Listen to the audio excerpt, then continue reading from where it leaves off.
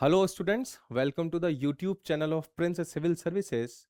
In this series of Economic Review 25-26, we are on chapter 6. This is the chapter 6. In this part, we will discuss the chapter 5 of Economic Review 25-26. This is the Industrial Mining and Economic Growth.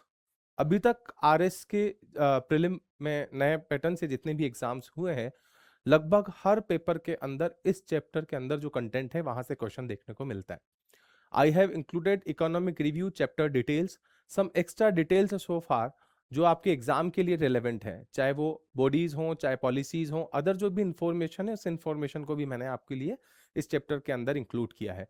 तो आइए शुरू करते हैं. This is a chapter 5, ये class 6 है economic review की. इसमें हम जो चैप्टर 5 है इकोनॉमिक रिव्यू का वो डिस्कस कर रहे हैं.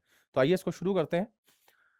सबसे पहले कि मैंने कहा कि ये जो चैप्टर है काफी रिलेवेंट है, क्रूशियल है प्रीलिम लेवल पे. तो किस तरह के क्वेश्चन अभी तक आरपीएससी ने पूछे हैं और इस ईयर कुछ जो एग्जाम हुए हैं उनमें किस तरह के क्वेश्चन यहाँ से आए हैं, इसके अंदर जो कंटेंट है उसकी बात करें तो जैसे कि सबसे पहले एक क्वेश्चन पूछा हुआ है, the medtech medical device park is located, कि मेडटेक मेडिकल डिवाइस पार्क कहाँ पर है. तो रिको के ऐसे कई इंडस्ट्रियल पार्क हैं जिसकी लोकेशंस, जिनके डिस्ट्रिक्ट्स हमें पता होने चाहिए. दूसरा जो क्वेश्चन है उसमें पूछा गया लास्ट ईयर जो आरएस प्रीलिम का जो क्वेश्चन था, एमसेंड पॉलिसी 2024, ये पॉलिसी किस डे तक, किस टाइम ड्यूरेशन तक वैलिड है, इसकी वैलिडिटी क्या है. तो 24, 25 और 26 के अंदर around 15 new policies Rajasthan government लेकर के आई है. हर पॉलिसी की वैलिडिटी क्या है, बेसिक ऑब्जेक्टिव क्या है, ये इसके अंदर हम कवर कर लेंगे. इसके बाद Rajasthan economic transformation advisory council CMRETAC की जगह न्यू क्या बॉडी बनी है.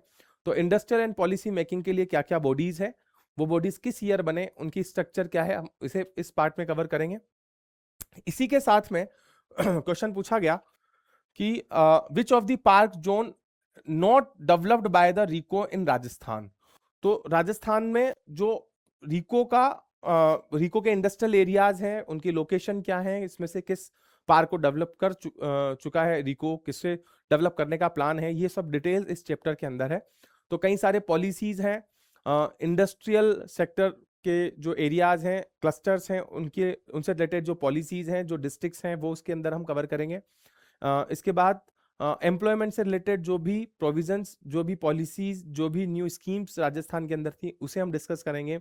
माइनिंग पार्ट के अंदर किस तरह के मिनरल्स हैं, उससे रिलेटेड इकोनॉमिक रिव्यू के अंदर क्या डेटा है, ये सारा ये सब सेक्शन हम इसके अंदर चैप्टर 5 जो कवर कर रहे हैं हम क्लास 6 के अंदर, इसके अंदर कवर करेंगे. तो आइए शुरू करते हैं. This is the class 6.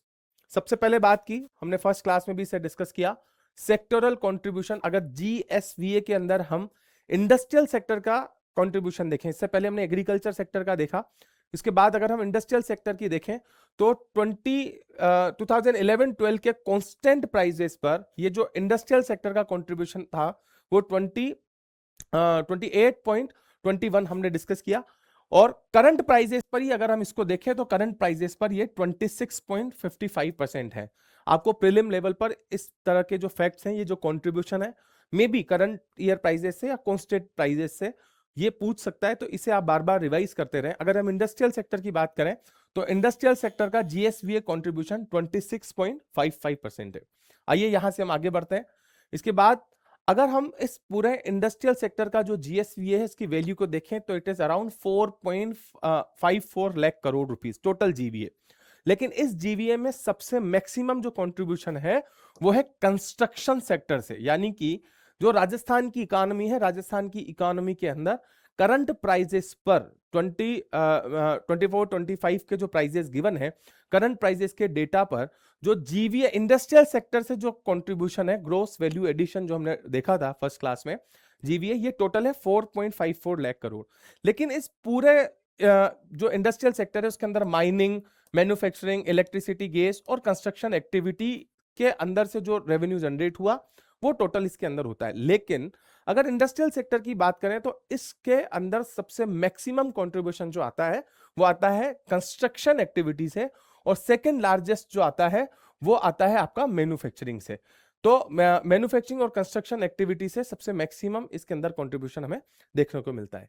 आइए इसके बाद यहां पर जो सेकंड फैक्ट गिवन है वो है इंडस्ट्री इंडेक्स ऑफ आईआईपी और इंडस्ट्रियल प्रोडक्शन आईआईपी। तो आईआईपी डेटा क्या है कि किसी एक बेस ईयर से, तो आईआईपी का जो डेटा है इंडेक्स ऑफ इंडस्ट्रियल प्रोडक्शन, वो डेटा अभी जो राजस्थान का है, जिस पर कैलकुलेशन, जिस पर डेटा हमारे पास है वो है 2011-12।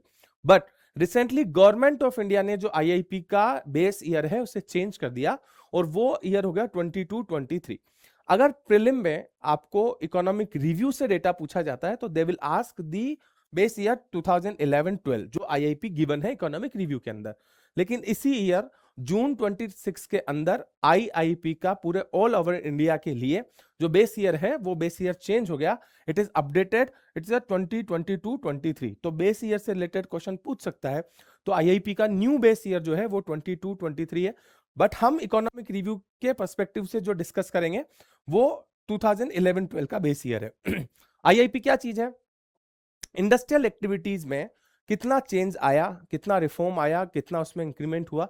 तो कंसीडर कि एक बेस ईयर पर टोटल जो प्रोडक्शन है वो है 100, तो उसके अंदर कितना चेंज आया। तो अभी जो इकोनॉमिक रिव्यू का डेटा है उसमें 26 का जो आईआईपी है वो है 153.29। इट मींस इसमें 53.29% का एनहांसमेंट देखने को मिलता है इंडस्ट्रियल एक्टिविटीज में। डिफरेंट सेक्टर की जो इंडस्ट्रियल एक्टिविटीज है वो माइनिंग हो सकती है, मैन्युफैक्चरिंग हो सकती है, इलेक्ट्रिसिटी हो सकती है। कौन इसे मेजर करता है? इसको मेजर करने की जो रेस्पॉन्सिबिलिटी वो है directorate of economics and statistics, department of statistics.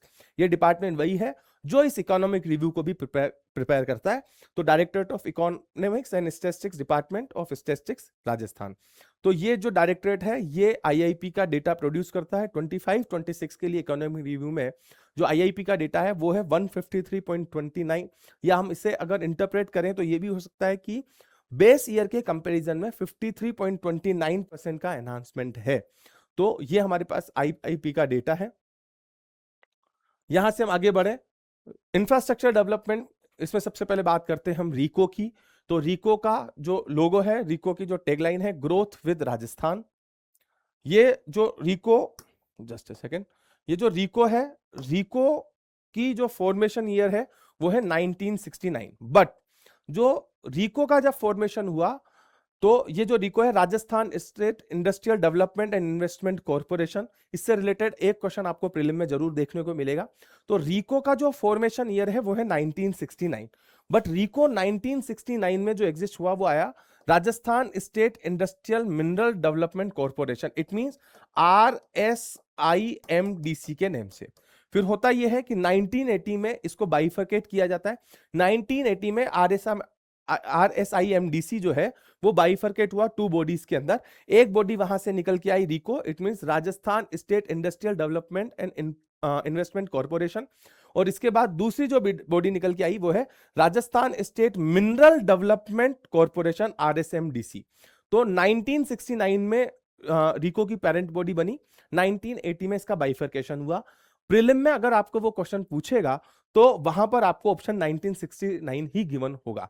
अभी तक आरपीएससी ने रीको के फॉर्मेशन के जो क्वेश्चन दिए हैं उसमें 1969 ही ऑप्शन में हर बार दिया है, तो आप इसे ध्यान रखें। रीको करता क्या है? रीको इंडस्ट्रियल डेवलपमेंट के लिए काम करता है, इन्वेस्टमेंट अट्रैक्ट करने के लिए काम करता है। तो ऐसे अभी तक 446 इंडस्ट्रियल एरियाज रीको ने अलग अलग डिस्ट्रिक्ट में एस्टेब्लिश किए हैं और इसके टोटल 33 रीजनल ऑफिसेज हैं और 446 एरियाज इसके अंदर रीको ने डेवलप किए हैं। इकोनॉमिक रिव्यू के अंदर रीको जिन न्यू एरियाज को डेवलप कर रहा है, न्यू इंडस्ट्रियल एरियाज को, उनकी बात की है। एक एक एरियाज को देखते हैं। टोटल 19 न्यू एरियाज हैं इकोनॉमिक एक्टिविटी को इंक्रीज करने के लिए, इंडस्ट्रियल एक्टिविटी को प्रमोट करने के लिए। ऐसे इंडस्ट्रियल रीजन जिसको ऑपरेट करने का काम, मैनेज करने का काम रीको करता है, ऐसे 19 एरियाज गिवन है। आइए उन्हें डिस्कस करते हैं। सबसे पहले बात करें हम अजमेर डिस्ट्रिक्ट के अंदर, तो अजमेर डिस्ट्रिक्ट के अंदर कुछ न्यू जो ऐसे 4 इंडस्ट्रियल एरियाज गिवन है।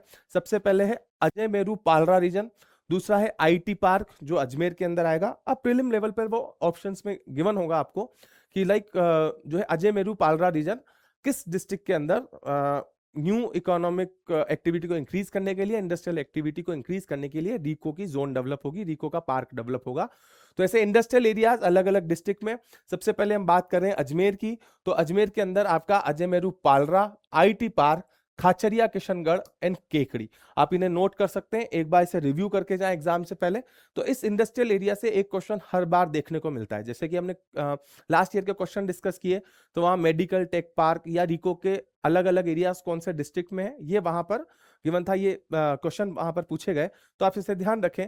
अजमेर के बाद में अगर भीलवाड़ा की बात करें तो यहां पर Dhuwala, Mahua Kala, Pander, textile park, Rupaheli, Piplund and Kidimal, ये एरियाज भीलवाड़ा के अंदर है। उसके बाद अगर हम बालोतरा की बात करें तो बालोतरा के अंदर जो रिको एरिया डेवलप होगा वो है बोरावास फेज 2, बोरावास फेज 1 पहले डेवलप हो चुका है और बोरावास सेकेंड। उसके बाद बीकानेर, बीकानेर के अंदर गजनेर के अंदर सिरेमिक पार्क डेवलप होगा। बांसवाड़ा की बात करें तो बांसवाड़ा के अंदर बंजारी सुहागपुरा, बंजारी सुहागपुरा जो एरिया है वो बांसवाड़ा के अंदर। उदयपुर की बात करें तो यहां पर भिंडर सगतपुरा जो एरिया है वो डेवलप होगा। अलवर की बात करें तो अलवर में रुंड, सोखरी और कठुमर दो एरिया हैं जो अलवर के अंदर डेवलप होंगे। कोटा के अंदर बात करें तो यहां पर गुंदी फतेहपुर जो एरिया है उसके अंदर एक स्टोन पार्क डेवलप होगा। दूसरा इस सेम गुंदी फतेहपुर जो एरिया है रामगंज मंडी एरिया के अंदर, वहां पर वेस्ट रिसाइकलिंग पार्क कोटा के अंदर दो हैं, ये डेवलप होंगे। उसके बाद बारा की बात करें तो यहां पर पीपल खेड़ी, और धौलपुर की बात करें वहां पर बरौली। तो ये कुछ एरियाज हैं जो न्यू इंडस्ट्रियल एरियाज डिक्लेयर हुए, रिको इन्हें मैनेज करेगा और ये एरियाज इकोनॉमिक रिव्यू के अंदर गिवन है, अपडेटेड पार्ट है, इसलिए हो सकता है कि एग्जाम में इनकी रिलेवेंस ज्यादा हो। रिको इसी के साथ में जो इंडस्ट्रियल पॉलिसीज है, रिको के कुछ स्पेसिफिक एरियाज वहां पर भी गिवन है, आइए इन्हें भी डिस्कस करते हैं। ये कुछ न्यू एरियाज हैं जो रिको ने रिसेंटली जो है वो प्रमोट करने के लिए, डेवलप करने के लिए प्रोविजंस रखे हैं। तो उसमें अगर हम बात करें सबसे पहले सालरपुर इंडस्ट्रियल एरिया, ये कहां पर है, ये है अलवर में भिवाड़ी के अंदर। दूसरा हम बात करें कुंज बिहारीपुरा, आरपीएससी ने क्वेश्चन पूछा इसका, तो कुंज बिहारीपुरा ये इंडस्ट्रियल एरिया कहाँ है, जयपुर के अंदर। इसके बाद बिछून, बिछून जो है वो भी जयपुर के अंदर।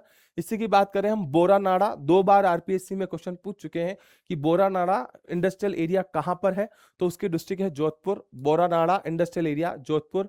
फिर Soniyana industrial area, Soniyana industrial area Chittorgarh के अंदर है। रिसेंटली यहां पर सिरेमिक एंड ग्लास इंडस्ट्री को प्रमोट करने के लिए रिको ने एरिया डेवलप किया सोनियाना। उसके बाद केरू इंडस्ट्रियल एरिया, केरू इंडस्ट्रियल एरिया है आपका जोधपुर के अंदर। Again integrated resource recovery park, integrated resource recovery park Rajasthan में दो जगह अनाउंस हुए हैं। एक जो है वो है जयपुर के पास में जमवा रामगढ़ और वहां पर थोलाई एरिया, और सेकंड जो है वो है कोटा का गुंदी फतेहपुर एरिया, अभी हमने जो डिस्कस किया ये area integrated resource recovery park, या हम कह सकते हैं वेस्ट रिसाइकलिंग पार्क जो है ये है। उसके बाद काकड़ी इंडस्ट्रियल एरिया, ये आपका जोधपुर के अंदर। अगेन हुक्कन निमोदिया, ये जयपुर के अंदर। गुंदी फतेहपुर इंडस्ट्रियल एरिया, अभी मैंने कहा आपको गुंदी फतेहपुर इंडस्ट्रियल एरिया जो है वो स्टोन पार्क और उसी के साथ साथ इंटीग्रेटेड इंडस्ट्रियल रिसोर्स पार्क की तरह डेवलप होगा। कौन सा डिस्ट्रिक्ट में है, कोटा के अंदर। Gajner industrial area, ceramic industry जहां पर डेवलप होगी वो बीकानेर के अंदर। मेडटेक मेडिकल डिवाइस पार्क, ये क्वेश्चन लास्ट ईयर आरपीएससी ने आरएस के प्रीलिम एग्जाम में पूछा। बोरानाड़ा वाला जो है वो है जोधपुर डिस्ट्रिक्ट के अंदर। इसके बाद राजस्थान पेट्रो जोन कहां डेवलप होगा, बालोतरा के अंदर। बालोतरा के अंदर जो एचपीसीएल राजस्थान रिफाइनरी जो बनेगी उसके आसपास का जो एरिया है उसे हमने नेम दिया राजस्थान पेट्रो जोन। रिको वहां पर कई तरह की सब्सिडरी एक्टिविटीज को ऑपरेट करने के लिए वहां पर एक जोन डेवलप करेगी, that is called the Rajasthan petro zone Balotra के अंदर। इसके बाद Amrit global technology and application centre, ये डेवलप होगा अलवर, अलवर के पास नीमराणा एरिया में। ये रिको के कुछ ऐसे एरियाज हैं जो रिको बार बार अलग अलग पॉलिसीज में, बजट में रिको जिसे डेवलप करने की बात कर रहा है, रिको से बार बार न्यूज में रहते हैं, तो ये आपके प्रीलिम एग्जाम के लिए स्पेसिफिकली इंपॉर्टेंट है। इसी के साथ में कुछ जो एरियाज वो बार बार पॉलिसीज में गिवन है, उसमें बात करें तो रिको जिन एरिया अदर एरियाज को डेवलप करेगा वो है चाड़ोल एरिया सिरोही का। उसके बात करें गणेश्वर, यह है नीम का थाना सीकर के अंदर। फिर बात करें झाक इंडस्ट्रियल एरिया, यह है जोधपुर के अंदर। फिर है काखला सहाड़ा, यह है भीलवाड़ा के अंदर। फिर है आपका महुआ कला भीलवाड़ा के अंदर, फिर है मालखी ठूस एरिया, वो है उदयपुर के अंदर, फिर मलसीसर ये है झुंझुनू के अंदर, फिर है मुरड़ा इंडस्ट्रियल एरिया राजसमंद के अंदर, फिर है नाडोल नाडोल इंडस्ट्रियल एरिया पाली के अंदर, नेनवा इंडस्ट्रियल एरिया बूंदी के अंदर, इसके बाद वरकाना इंडस्ट्रियल एरिया ये पाली के अंदर। ये कुछ इंडस्ट्रियल एरियाज हैं जिन्हें आप नोट डाउन करके रखिए, इन्हें रिवाइज कीजिए, यहां से एक क्वेश्चन आपको प्रीलिम में देखने को मिल सकता है। हर बार इस तरह के जो इंडस्ट्रियल एरियाज हैं इससे रिलेटेड एक क्वेश्चन प्रीलिम में हमेशा आरपीएससी पूछती है। आइए यहां से बात करें, रिको के कुछ स्पेशल इन्वेस्टमेंट रीजन है। रिको के जो इन्वेस्टमेंट स्पेशल रीजन है, इन्हें डेवलप करना, इन्हें प्रमोट करना, इनका इंफ्रास्ट्रक्चर डेवलप करने की रेस्पॉन्सिबिलिटी भी रिको के पास में। इसकी बात करें तो सबसे पहले है आपके पास इंटीग्रेटेड रिसोर्स रिकवरी पार्क। सबसे पहले हमारे पास में है जो integrated resource recovery park.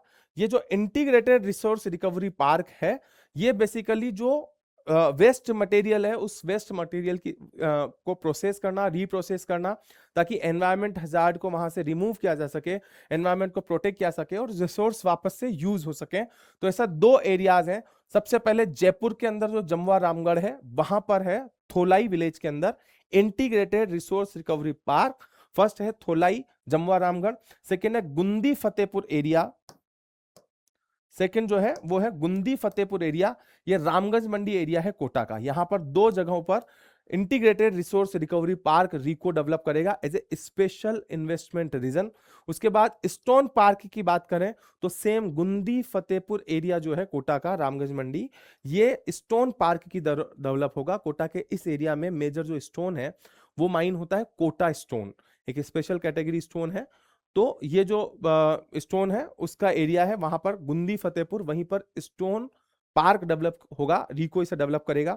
Solar panel manufacturing के लिए रिको ने एक डेडिकेटेड एरिया डेवलप किया है, that is the Kakani industrial area. तो आरपीएससी प्रीलिम में क्वेश्चन आ सकता है, which RIICO industrial area is dedicated for the solar panel manufacturing, that is the Jodhpur Kakani industrial area.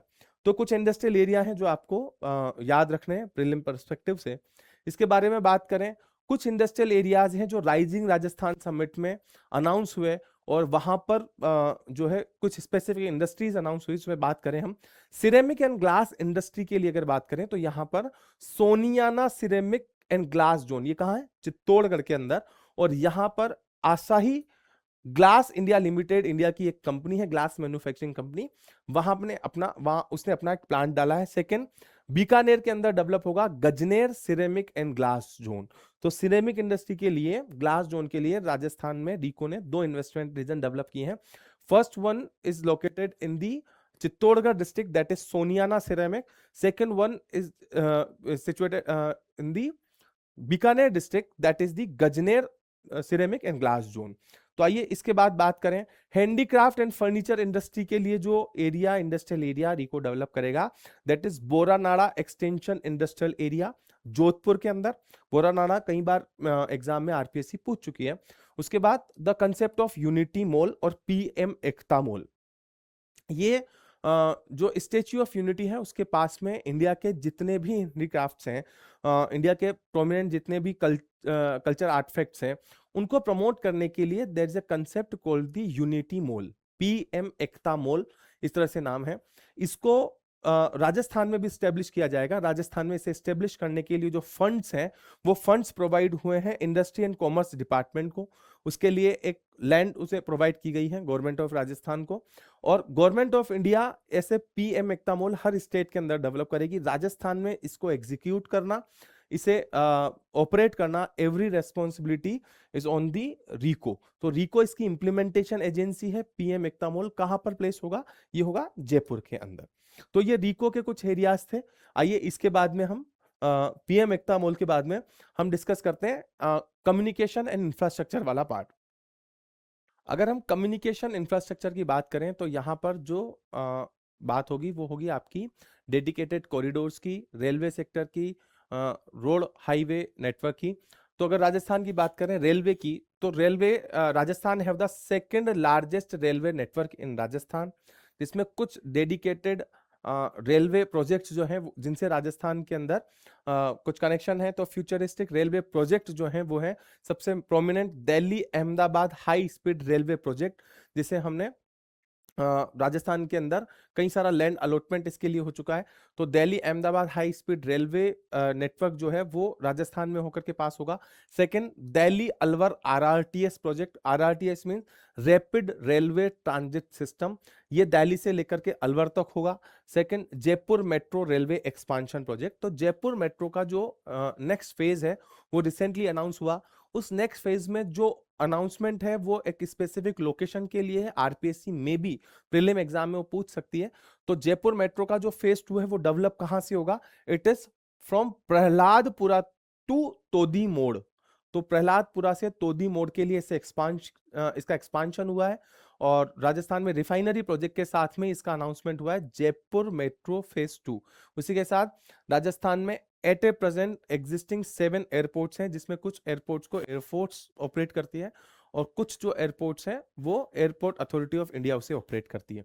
उसके बाद रेलवे प्रोजेक्ट में हम बात करें वेस्टर्न डेडिकेटेड फ्रेट कॉरिडोर, तो इसके दो प्रोजेक्ट्स हैं, एक डीएमआईसी और दूसरा वेस्टर्न डेडिकेटेड फ्रेट कॉरिडोर। इसकी बात करें तो western dedicated freight corridor basically UP Mumbai के JNPT Jawaharlal Nehru port trust से लेकर के और आपका यूपी के दादरी तक, कहां से कहां तक है इसे बात करें, दादरी यूपी से लेकर के जवाहरलाल नेहरू पोर्ट ट्रस्ट मुंबई तक, ये जो एरिया है इसके अंदर एक dedicated high speed railway corridor develop होगा, that will be used for the cargo railway only.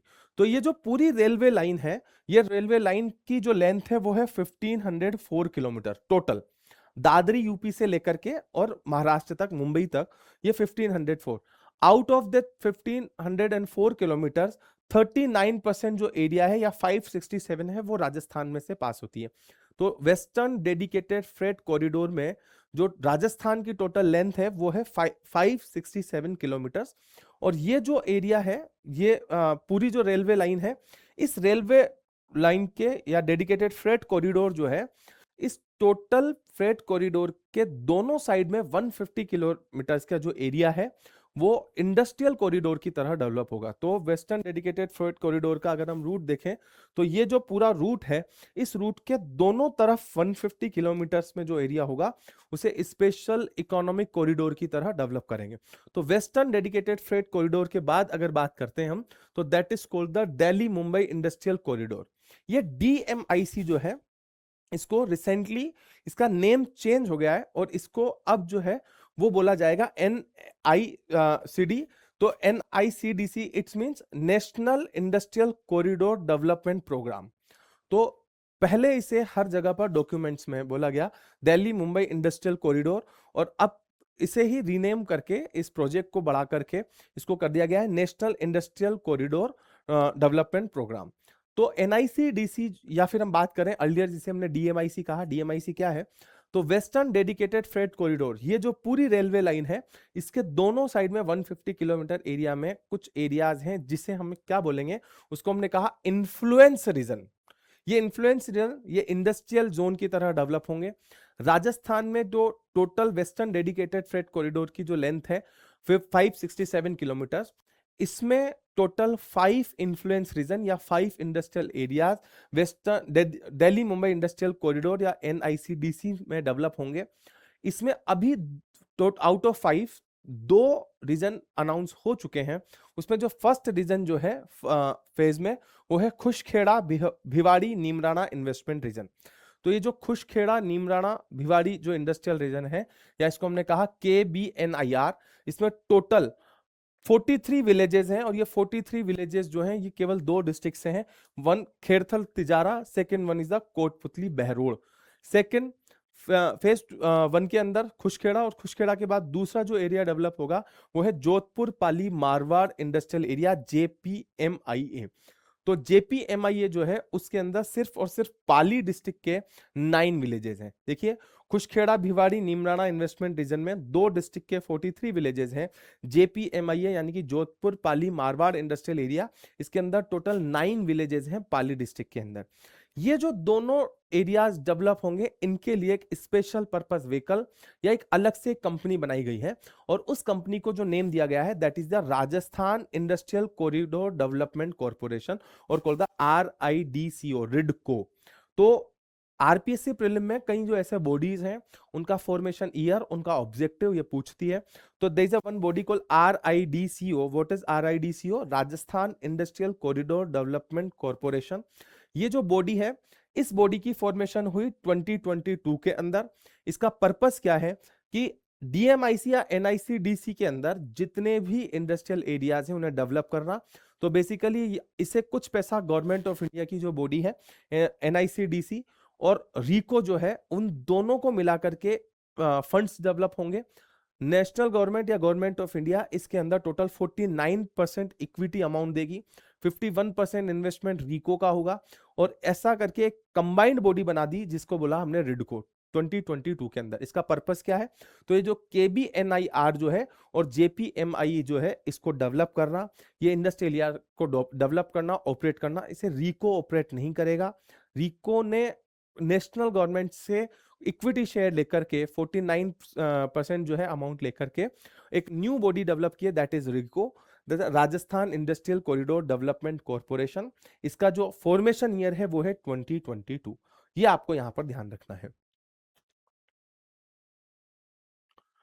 तो इंडस्ट्रियल एरियाज को डेवलप करने के लिए जो रिडको है, उसके बाद में दूसरी जो बॉडी है, उस बॉडी को स्मॉल इंडस्ट्रीज डेवलप करने के लिए जो बॉडी है उसका नाम है RSIC, और the Rajasthan small industry corporation, RAJSICO या RSIC। इसका जो फॉर्मेशन ईयर है वो फॉर्मेशन है 1961, बट 1961 में ये गवर्नमेंट की एक अंडरटेकिंग की तरह डेवलप हुई। 1975 में से और राइट्स दिया और एक पब्लिक लिमिटेड कंपनी की तरह एग्जिस्ट हुई। नेम क्या है? Rajasthan small industries corporation. ये जो स्मॉल इंडस्ट्रीज कॉर्पोरेशन है, ये राजस्थान के अंदर स्मॉल इंडस्ट्रीज से अटैच जो कंपनीज हैं, जो लोग हैं, जो इंडस्ट्रीज हैं, उन्हें प्रमोट करना, उन्हें फाइनेंशियल सपोर्ट देना, उन्हें इंसेंटिवाइज लोन प्रोवाइड करना, या वहां के जो प्रोडक्ट्स हैं उन प्रोडक्ट्स की मार्केटिंग करना, उन्हें गवर्नमेंट सप्लाई में देना, ये सब इसकी रेस्पॉन्सिबिलिटी है। राजसीको की मेजर जो रेस्पॉन्सिबिलिटी प्रीलिम पर्सपेक्टिव से हम देख सकते हैं वो ये है कि ये राजसीको राजस्थान में हैंडीक्राफ्ट्स को प्रमोट करने के लिए राजस्थली नाम से कुछ स्टोर्स ऑपरेट करती है। पूरे ऑल ओवर इंडिया में राजस्थान के जो हैंडीक्राफ्ट्स हैं उन्हें प्रमोट करने के लिए राजस्थानी आउटलेट्स कहां कहां पर है? जयपुर के अंदर, उदयपुर, दिल्ली एंड कोलकाता। राजस्थान का हैंडीक्राफ्ट प्रमोट करने की responsibility RAJSICO, Rajasthan small industry corporation, और इसके जो एरियाज हैं वो ये है कि स्मॉल इंडस्ट्रीज को प्रमोट करना, उनके जो प्रोडक्ट्स हैं, उनके जो हैंडीक्राफ्ट्स हैं उन्हें प्रमोट करना, उन्हें राजस्थान के हैंडीक्राफ्ट्स को मार्केटिंग करने के लिए, उन्हें सेल करने के लिए इसके जो स्टोर्स हैं, उस स्टोर को कहा हमने राजस्थली। इंडिया के अंदर ये जो राजस्थली स्टोर्स हैं ये जयपुर, उदयपुर, दिल्ली एंड कोलकाता में देखने को मिलते हैं। इसके बाद बात करें तो कुछ जो ऐसे प्रोडक्ट्स हैं जो स्मॉल इंडस्ट्रीज बनाती हैं, वो स्मॉल इंडस्ट्रीज को सपोर्ट करने के लिए उन प्रोडक्ट्स को गवर्नमेंट सप्लाई में प्रोवाइड करना। किस तरह के प्रोडक्ट्स हो सकते हैं? स्टील हो सकता है, फर्नीचर हो सकता है, टेंट हो सकते हैं, पॉलीथीन के बैग्स हो सकते हैं, बार्ब्ड वायर हो सकते हैं, आयरन एंगल हो सकती हैं। ऐसा जो स्मॉल इंडस्ट्री जो प्रोडक्ट्स बनाती हैं, इन प्रोडक्ट्स को गवर्नमेंट सप्लाई में जहां जहां नीड है वहां प्रोवाइड करना। इसके साथ ही राजसीको दूसरा जो काम करती है वो ये है कि एक एयर कार्गो और इनलैंड पोर्ट, तो जितना भी अलग अलग तरह का लॉजिस्टिक है, जितना भी मटेरियल इंपोर्ट एक्सपोर्ट होता है, उसे ऑपरेट करने के लिए एयर कम्युनिकेशन जो है, उससे जितना भी मटेरियल इंपोर्ट एक्सपोर्ट होगा उसके लिए एयर कार्गो कॉम्प्लेक्स है। तो ऐसे एयर कार्गो कॉम्प्लेक्स जो है वो कहां पर है? जयपुर एयरपोर्ट पर है। 1979 से ये रिस्पॉन्सिबिलिटी किसके पास है? राजसीको के पास में। राजसीको स्मॉल इंडस्ट्री के प्रमोशन के साथ में लॉजिस्टिक हैंडल करने के लिए एयर कार्गो ऑपरेट करती है, और वो एयर कार्गो कहां से ऑपरेट करती है? उसका सेंटर जयपुर एयरपोर्ट पे 1979 से। और इस तरह के ड्राई पोर्ट या जिसे हम कह सकते हैं इनलैंड कंटेनर डिपो जो है वो ऑपरेट करती है। ये इनलैंड कंटेनर डिपो राजस्थान में कहां कहां पर है? जयपुर, भीलवाड़ा एंड जोधपुर के अंदर। इनलैंड कंटेनर डिपो को मैनेज करने की रेस्पॉन्सिबिलिटी किसकी है? राजसीको की है। कहां कहां पर? ये जयपुर के अंदर, भीलवाड़ा के अंदर और जोधपुर के अंदर। और एयर कार्गो को ऑपरेट करने के लिए, एयर कार्गो लॉजिस्टिक को हैंडल करने के लिए राजसीको कहां से ऑपरेट करती है? यह है जयपुर एयरपोर्ट पर। तो ये आपका लॉजिस्टिक एंड कम्युनिकेशन वाला पार्ट है। इसके बाद हम यहां से आगे देखते हैं। राजस्थान में ट्रेड को, इन्वेस्टमेंट को, स्मॉल इंडस्ट्रीज को प्रमोट करने के लिए लास्ट 2-3 इयर्स में कई सारे न्यू स्कीम्स आए हैं। इन स्कीम्स के बेसिक ऑब्जेक्टिव्स क्या हैं और इनकी वैलिडिटी कब तक है, ये क्वेश्चन प्रीलिम में जो है लगभग इस पैटर्न के क्वेश्चन पूछे जा रहे हैं। तो आइए हम इन पॉलिसीज को यहीं डिस्कस करते हैं। यहाँ जो हमें फोकस करना है वो ये है कि इसका पॉलिसी का फॉर्मेशन ईयर क्या है, किस ईयर में ये पॉलिसी आई, इस पॉलिसी का मेजर ऑब्जेक्टिव क्या है और ये वैलिड कब तक है। इन तीनों फैक्ट्स के साथ में पॉलिसी डिस्कस करते हैं। सबसे फर्स्ट जो पॉलिसी है that is the Rajasthan investment promotion scheme, this is RIPS। ये कौन से ईयर में आई, ये है 2024 के अंदर। मेजर पर्पस क्या है इसका, राजस्थान के अंदर नेशनल और इंटरनेशनल जो इन्वेस्टमेंट है उसे अट्रैक्ट करना। ये एग्जिस्ट कब तक करेगी, ये 31 मार्च 2029 तक एग्जिस्ट करेगी। और अगर उससे पहले कोई न्यू पॉलिसी आ जाती है और न्यू पॉलिसी नोटिफाई हो जाती है तो विच एवर जी अर्लियर, तो 31 मार्च 2029 तक ये वैलिड रहेगी, या फिर उससे पहले कोई न्यू पॉलिसी नोटिफाई होती है तो तब तक ये पॉलिसी एग्जिस्ट करेगी। 31 मार्च 2029 के बाद में इस पॉलिसी की वैलिडिटी एंड हो जाएगी। तो ये पॉलिसी कब तक है ये आपको फैक्ट पता होना चाहिए। पॉलिसी कौन से ईयर में बनी वो 2024 ही पता होना चाहिए। और बेसिक ऑब्जेक्ट क्या है, बेसिक ऑब्जेक्ट ये है नेशनल और इंटरनेशनल इन्वेस्टमेंट को अट्रैक्ट करना। उसके बाद बात करें राजस्थान MSME पॉलिसी, ये भी 2024 के अंदर बनी। माइक्रो स्मॉल मीडियम इंडस्ट्री जो है इसको प्रमोट करना, इसे इंसेंटिवाइज लोन प्रोवाइड करना, इन्हें कई तरह के जो रजिस्ट्रेशन है उसके रिबेट प्रोवाइड करना, टैक्सेशन में रिलीफ देना, ये सब इस पॉलिसी के ऑब्जेक्ट है। तो ग्लोबली कॉम्पिटिटिव MSME सेक्टर को डेवलप करना, ये कब तक वैलिड है, ये है 31 मार्च 2029 तक इसकी वैलिडिटी है। उसके बाद बात करें कि MSME को दो तरीके से सपोर्ट किया है। फर्स्ट, राजस्थान में जो MSME एस्टेब्लिश हुई उसे 5 ईयर तक यहाँ के जो कुछ लॉज हैं उस लॉज से इम्यूनिटी प्रोवाइड की है। उन लॉज के अंदर जो कंडीशन है उस कंडीशन को फुलफिल किए बिना भी MSME प्रमोट हो सकती है। तो उसके लिए इनके पास जो रजिस्ट्रेशन है उस रजिस्ट्रेशन को करना होता है, that is registration portal, that is a Raj Udyog Mitra. तो Raj Udyog Mitra is a registration portal for MSME, जहां पर ये रजिस्टर होंगे और इन्हें कुछ जो स्टेट लॉज जो है, कंडीशन जो है, उनसे एग्जम्पशन मिल सकती हैं। राजस्थान में जितने भी MSME हैं वो एक ही वेबसाइट पर जाकर के सारे अप्रूवल्स उन्हें मिल सकते हैं। For that facility it is called the one stop shop. और ये वन स्टॉप शॉप मींस एक ही पोर्टल पर जाकर के सारी परमिशन को एक्सेस करना, सारी परमिशन लेना और अपने बिजनेस को स्टार्ट करना, इंडस्ट्रीज को स्टार्ट करना। उसके लिए जो पोर्टल है वो है उद्यम रजिस्ट्रेशन पोर्टल। तो उद्यम रजिस्ट्रेशन पोर्टल और राज उद्योग पोर्टल जो है, वो राज उद्योग मित्र जो है वो राजस्थान के अंदर MSME को प्रमोट करने के लिए है। MSME को प्रमोट करने के लिए जो पॉलिसी आई वो आई 2024 में। ये आपको फैक्ट ध्यान में रखने होंगे। इसके बाद बात करें क्लस्टर डेवलपमेंट स्कीम। तो क्लस्टर्स क्या होते हैं, ये स्कीम जो है वो एक स्कीम भी फॉर्मुलेशन हुआ 2024 में। हम बात कर रहे हैं क्लस्टर्स क्या है, किसी भी एक स्पेसिफिक प्रोडक्ट की मैन्युफैक्चरिंग के लिए, उसे सेल करने के लिए, मार्केटिंग के लिए एक स्पेसिफिक एरियाज है, उस पूरे एरियाज को डेवलप करना, उस इकोनॉमी से, उस इकोनॉमिक एक्टिविटी से रिलेटेड या उस हैंडीक्राफ्ट की मैन्युफैक्चरिंग से रिलेटेड जो भी लोग हैं, वो आर्टिसंस हैं, शॉप हैं, उन सबको प्रमोट करना।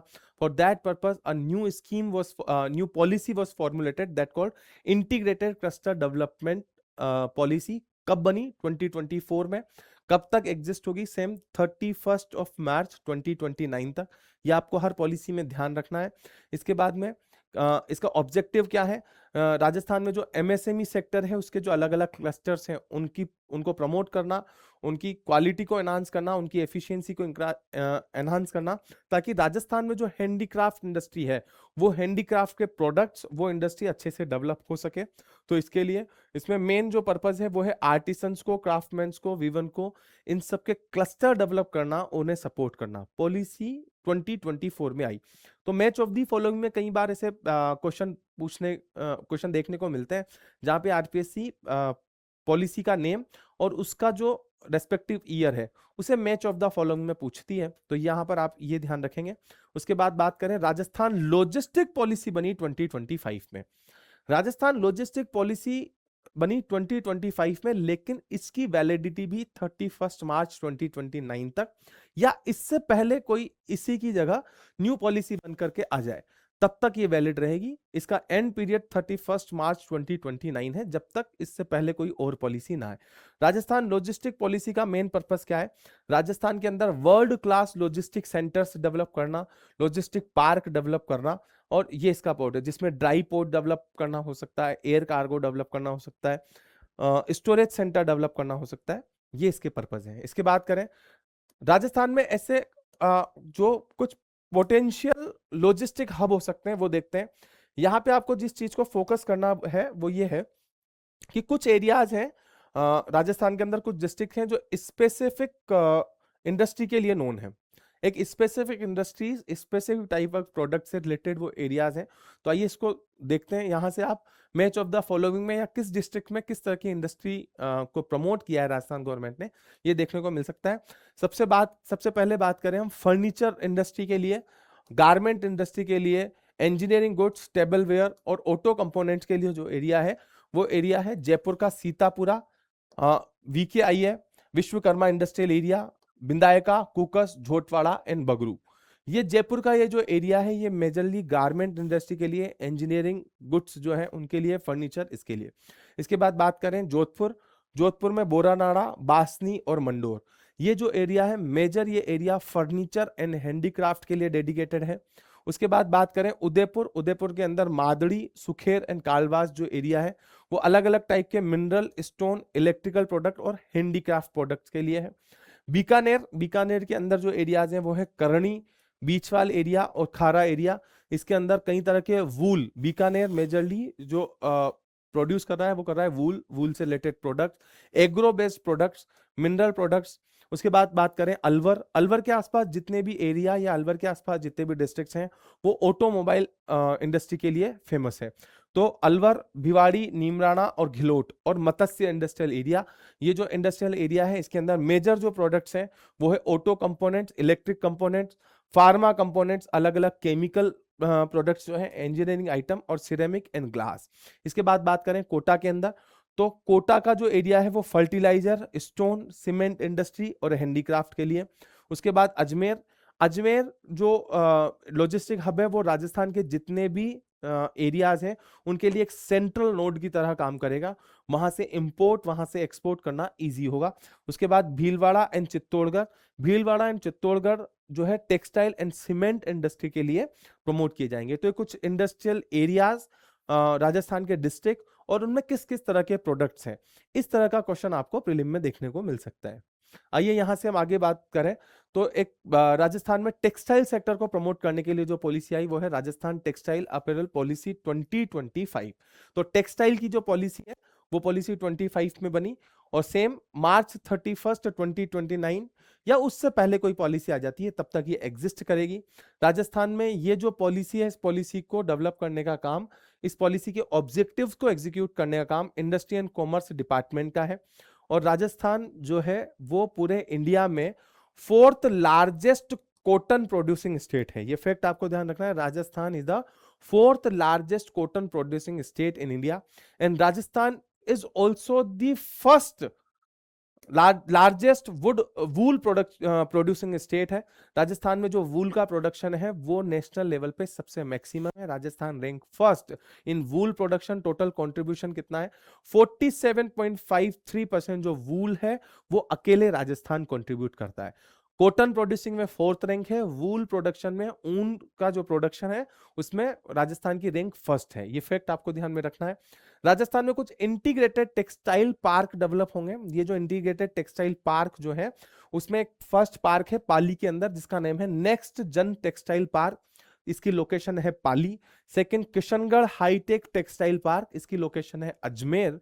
और इसके बाद जयपुर इंटीग्रेटेड टेक्सक्राफ्ट पार्क, इसकी लोकेशन है जयपुर। तो जयपुर, अजमेर एंड पाली, इसके अंदर टेक्सटाइल सेक्टर होगा। टेक्सटाइल सेक्टर के लिए जो पॉलिसी है वो पॉलिसी आई आपकी 2025 के अंदर। उसके बाद बात करें राजस्थान में छोटे छोटे एरियाज के अंदर जो ट्रेड है, एमएसएमई की जो ट्रेड है उसको प्रमोट करने के लिए जो scheme I, that policy is called the Rajasthan trade promotion policy 2025। तो जिस तरीके से टेक्सटाइल की पॉलिसी का ईयर 25 है, उसी तरीके से ट्रेड को प्रमोट करने के लिए जो पॉलिसी है उसका भी ईयर है 2025। सेम ये पॉलिसी जो एग्जिस्ट करेगी वो करेगी मार्च 31 2029 तक। इस पॉलिसी का मेजर जो ऑब्जेक्टिव वो ये है कि राजस्थान में इन्वेस्टमेंट अट्रैक्ट करना, ट्रेड को प्रमोट करना, जो एमएसएमई से जो प्रोडक्ट्स हैं उनकी ट्रेड को फैसिलिटेट करना, ये सब इस पॉलिसी के कुछ ऑब्जेक्टिव्स हैं। आइए यहां से हम आगे बात करें। राजस्थान में एम्प्लॉयमेंट को एनहांस करने के लिए, राजस्थान में ट्रेड को एनहांस करने के लिए, एम्प्लॉयमेंट को एनहांस करने के लिए कुछ मेजर स्कीम्स इकोनॉमिक रिव्यू में गिवन है। तो इसमें एससी एसटी सेक्टर के लिए non farm, non agriculture sector को छोड़ करके जितने भी एरियाज हैं, वो चाहे मैन्युफैक्चरिंग हो सकता है, वो चाहे माइनिंग हो सकता है, वो चाहे सर्विस सेक्टर हो सकता है, तो नॉन फार्म एग्रीकल्चर को छोड़ करके जितने भी एरियाज हैं उसमें एससी एसटी के जो यूथ हैं उसका कंट्रीब्यूशन, उसका पार्टिसिपेशन इंक्रीज करने के लिए जो स्कीम है, डॉक्टर भीमराव अंबेडकर राजस्थान दलित आदिवासी उद्यम प्रोत्साहन, BRUPI, डॉक्टर भीमराव अंबेडकर राजस्थान दलित आदिवासी उद्यम प्रोत्साहन योजना 2024 में आई। एससी एसटी का पार्टिसिपेशन बट एग्रीकल्चर सेक्टर में नहीं, नॉन फार्म सेक्टर में प्रमोट करने के लिए। सेकंड, मुख्यमंत्री युवा स्वरोजगार योजना, सेल्फ एम्प्लॉयमेंट एंटरप्रेन्योरशिप को डेवलप करने के लिए मुख्यमंत्री युवा स्वरोजगार। इसका मेन पर्पस क्या है? 2029 31 मार्च 2029 तक टोटल 1 लाख यंग पीपल को एम्प्लॉयमेंट अपॉर्चुनिटी प्रोवाइड करना, सेल्फ एम्प्लॉयमेंट को उनका सपोर्ट करना, और इसमें 18 to 45 ईयर के जो यूथ हैं वो काउंटेड होंगे। टारगेट कितना है? 1 लाख यूथ। टाइमलाइन कब तक है? 2029 तक, 31 मार्च 2029 तक। पर्पस क्या है? उन्हें यंग एंटरप्रेन्योर्स को प्रमोट करना ताकि न्यू एम्प्लॉयमेंट अपॉर्चुनिटी डेवलप हो सके। उसके बाद में युवा उद्यमिता प्रोत्साहन योजना, राजस्थान गवर्नमेंट की युवा उद्यमिता प्रोत्साहन योजना जो है, इसके अंदर इसका मेन ऑब्जेक्टिव ये है, टोटल 1000 जो यूनिट्स हैं, यूथ जो है उन्होंने जो यूनिट्स लगाई हैं उन्हें फाइनेंशियल इंसेंटिव प्रोवाइड करना ताकि वो राजस्थान के अंदर एंटरप्रेन्योरशिप डेवलप हो सके, छोटे छोटे बिजनेस डेवलप हो सके, न्यू आइडिया के बिजनेस डेवलप हो सके। तो बिजनेस इंफ्रास्ट्रक्चर, बिजनेस कम्युनिटी को डेवलप करने के लिए युवा उद्यमिता प्रोत्साहन योजना। आइए यहां से अगली स्कीम डिस्कस करते हैं। इसके बाद हम बात करें राजस्थान में new policy which is related to the data centre policy, that is called the Rajasthan data centre policy. Policy का फॉर्मेशन ईयर क्या है? 2025। पॉलिसी एग्जिस्ट कब तक करेगी? 31 मार्च 2029 तक, या फिर जब तक कोई रिवाइज्ड न्यू पॉलिसी ना आ जाए, which ever is the earlier. Rajasthan में इसके ऑब्जेक्टिव क्या है? राजस्थान को मेजर डेटा सेंटर हब बनाना, राजस्थान के अंदर टोटल जो कैपेसिटी है वो नेक्स्ट 5 ईयर के अंदर 300 मेगावाट डेटा सेंटर की कैपेसिटी को बनाना। डेटा सेंटर्स जो होते हैं, डेटा सेंटर्स की कैपेसिटी को मेगावाट में मेजर किया जाता है। तो राजस्थान के अंदर नेक्स्ट 5 ईयर के अंदर टोटल 300 मेगावाट कैपेसिटी के डेटा सेंटर डेवलप करना, 20,000 करोड़ रुपीस के इन्वेस्टमेंट को अट्रैक्ट करना, और total 5 data centre park develop करना। This is the policy objective of the Rajasthan data centre policy 2025। ये जो पॉलिसी है, इस पॉलिसी में मेजर पर्पज ये है कि राजस्थान में कई तरह के डेटा सेंटर आए, उन्हें जो है कि अनेक तरह का सपोर्ट मिल सके। तो राजस्थान डेटा सेंटर पॉलिसी के बाद एक पॉलिसी जो आई वो है राजस्थान ग्लोबल कैपेबिलिटी सेंटर 2025। 2024 से लेकर के 26 तक ऐसे जो मेजर पॉलिसीज हैं उन पॉलिसीज पर नजर रखना जरूरी है। इससे रिलेटेड एक क्वेश्चन आपको प्रीलिम में जरूर देखने को मिलेगा। What does global capability centre, ये जो न्यू पॉलिसी है राजस्थान ग्लोबल कैपेबिलिटी सेंटर, इसकी बात करें तो ये जो पॉलिसी है ये 2029 तक एग्जिस्ट करेगी या फिर उससे पहले कोई पॉलिसी, बट मेजर पर्पस क्या है? ये एक इकोसिस्टम डेवलप करेगी ग्लोबल लेवल पर, जहां पर हम फाइनेंशियल सर्विसेज, टेक्नोलॉजी, न्यू तरह के बिजनेसेस, उनमें ग्लोबल कोऑपरेशन को अट्रैक्ट कर सकते हो, ग्लोबल जो स्टेक होल्डर्स हैं उनसे सपोर्ट ले सकते हो। ऐसा ग्लोबल कैपेबिलिटी सेंटर्स डेवलप करने के लिए पॉलिसी के ऑब्जेक्टिव्स में गिवन है कि राजस्थान को 2030 तक ऐसे 200 ग्लोबल कैपेबिलिटी सेंटर्स राजस्थान के अंदर डेवलप करने हैं। कब तक? 2030 तक। कितने डेवलप करने हैं? 200। लेकिन पॉलिसी कब तक एग्जिस्ट करेगी? पॉलिसी एग्जिस्ट करेगी 2020 मार्च 31 2029 तक। तो ये फैक्ट यहां पर न्यू पॉलिसी से रिलेटेड गिवन है। आइए यहां से आगे देखते हैं। राजस्थान में फाइनेंशियल एक्टिविटीज को सपोर्ट करने के लिए एक अलग से बॉडी बनी हुई है, that is called the Rajasthan financial corporation. Body कब बनी? बॉडी बनी 1955 के अंदर। ये जो बॉडी है इसका मेजर पर्पस क्या है, ऑब्जेक्टिव क्या है? राजस्थान में जो इंडस्ट्रीज है, राजस्थान में कई कई इंडस्ट्रियल सेक्टर है, उन्हें फाइनेंशियल सपोर्ट प्रोवाइड करना। Financial support to tiny small and medium sector industries of Rajasthan. तो उसके लिए बना हुआ है राजस्थान फाइनेंशियल कॉर्पोरेशन। और ये राजस्थान फाइनेंशियल कॉर्पोरेशन का फॉर्मेशन ईयर है 1955। दूसरा, राजस्थान में बिजनेस को प्रमोट करने के लिए ईज ऑफ डूइंग बिजनेस। तो ईज ऑफ डूइंग बिजनेस में जो प्रोविजंस है उसमें यह है कि यहां पर जो बिजनेसेस हैं उन्हें बहुत जल्दी परमिशन मिल जाए, उन्हें किसी तरह की रेस्ट्रिक्शंस ना हो, इसके लिए सिंगल विंडो प्रोविजन है। सिंगल विंडो प्रोविजन के अंदर एक रजिस्ट्रेशन राज निवेश पोर्टल है। राज निवेश portal is a one stop shop. One stop shop में हमने पहले भी देखा राज उद्योग मित्र, तो इसी तरीके से राज निवेश पोर्टल जो है उस पर कोई भी इंडस्ट्री को ऑपरेट करने वाला पर्सन यहाँ पर रजिस्टर करेगा तो उसे कई तरह की जो परमिशन है वो सिंगल पोर्टल से, सिंगल प्लेस से उसे सारे परमिशंस मिल सकते हैं। उसे अलग अलग ऑफिसेस में अलग अलग पोर्टल पर रजिस्टर करने की रिक्वायरमेंट नहीं है। तो ऐसा राज निवेश पोर्टल राजस्थान में इन्वेस्टमेंट को प्रमोट करने के लिए, इंडस्ट्री को प्रमोट करने के लिए there is a one plan called the business reform action plan. अब ये बिजनेस रिफॉर्म एक्शन प्लान को गाइड कौन करता है? That is the department for promotion of industry and internal trade. ये गवर्नमेंट ऑफ इंडिया का जो डिपार्टमेंट है उसके कुछ गाइडलाइंस है, that guidelines are called business reform action plan. तो ये जुलाई 2026 तक बीआरडीपी पर राजस्थान काम कर रहा है। मेजर पर्पस क्या है? Ease of doing business. Rajasthan में उसके बाद और कौन सी पॉलिसी बनी उसकी बात करें। राजस्थान में एक्सपोर्ट को प्रमोट करने के लिए जो पॉलिसी बनी, राजस्थान एक्सपोर्ट प्रमोशन पॉलिसी, ये पॉलिसी बनी है 2024 में। लेकिन सेम इस पॉलिसी का जो वैलिडिटी पीरियड है वो है 31 मार्च 2029 तक। मेजर पर्पस क्या है? राजस्थान के अंदर 2029 तक टोटल 1.5 लाख करोड़ रुपीस का जो एक्सपोर्ट है वो करना। 2029 तक राजस्थान में 1.5 करोड़ वैल्यू तक का एक्सपोर्ट यहां से करना, ये इस पॉलिसी का एक मेजर ऑब्जेक्टिव है। इस पॉलिसी के अंदर एक पार्ट गिवन है कि राजस्थान में जो टोटल एक्सपोर्ट है उस एक्सपोर्ट में टोटल ऐसे 5 प्रोडक्ट्स हैं जो अकेले मिलकर के पूरे राजस्थान का 67% एक्सपोर्ट करते हैं। 60 पूरे राजस्थान में जितना एक्सपोर्ट है उसमें 67% जो एक्सपोर्ट है वो केवल और केवल 5 प्रोडक्ट्स है। उसकी बात करें वो प्रोडक्ट कौन कौन से हैं मेजर? सबसे फर्स्ट है इंजीनियरिंग गुड्स, दूसरा है आपका जेम्स एंड ज्वेलरी, थर्ड है आपका मेटल्स, फोर्थ है आपका टेक्सटाइल एंड फिफ्थ है आपका handicraft. These are the 5 major products जहां से अकेले राजस्थान में 67% एक्सपोर्ट होता है। 2029 तक हमें जो पॉलिसी एग्जिस्ट करेगी राजस्थान एक्सपोर्ट प्रमोशन पॉलिसी, ये पॉलिसी का एक मेजर टारगेट ये है कि ईयर 2029 तक राजस्थान में जितनी भी एक्सपोर्ट वैल्यू है वो अराउंड 1.5 करोड़ तक होनी चाहिए। इतना एक्सपोर्ट हम राजस्थान से कर सकते हो।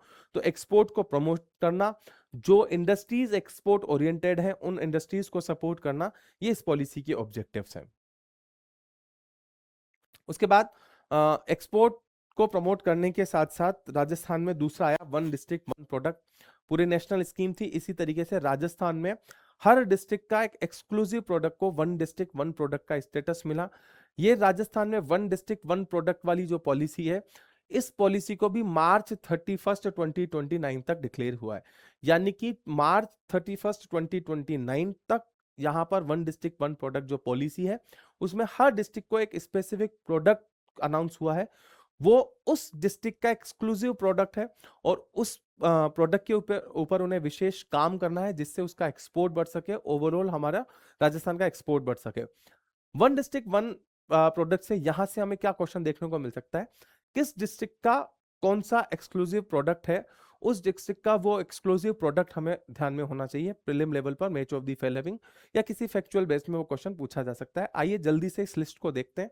अगर हम बात करें तो अजमेर के अंदर बात करें तो अजमेर का ओडीओपी, मैं से बोलूंगा वन डिस्ट्रिक्ट वन प्रोडक्ट, उस डिस्ट्रिक्ट का एक एक्सक्लूसिव प्रोडक्ट जिसके एक्सपोर्ट को हमें प्रमोट करना है, जिसकी मैन्युफैक्चरिंग को प्रमोट करना है, तो अजमेर के अंदर से granite and marble product. Alwar, Alwar के आसपास वाले डिस्ट्रिक्ट, चाहे वो खेरथल तिजारा हो, चाहे कोटपुतली बहरोड हो, इस एरिया के अंदर ऑटोमोबाइल सेक्टर है। तो जहां पर भी अजमेर दिखेगा, इसके चाहे रीको के इंडस्ट्रियल एरियाज हो या अदर इंडस्ट्रियल एरियाज हो, वहां पर जो एक प्रोडक्ट है वो है ऑटोमोबाइल सेक्टर।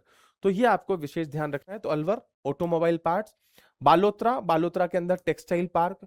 दूसरा, बालोतरा के अंदर जो एरिया डेवलप होगा वो होगा Rajasthan petro zone, but Balotra का ओडीओपी जो है वो है टेक्सटाइल सेक्टर। बांसवाड़ा की बात करें तो मार्बल प्रोडक्ट्स। बारां की बात करें तो गार्लिक प्रोडक्ट्स, गार्लिक का प्रोडक्शन वहां ज्यादा है। बाड़मेर की बात करें तो यहाँ कशीदाकारी, जो इस तरह के कशीदाकारी के अलग अलग हैंडीक्राफ्ट्स प्रोडक्ट्स हैं, अलग अलग ड्रेसेस हैं, वो बाड़मेर से।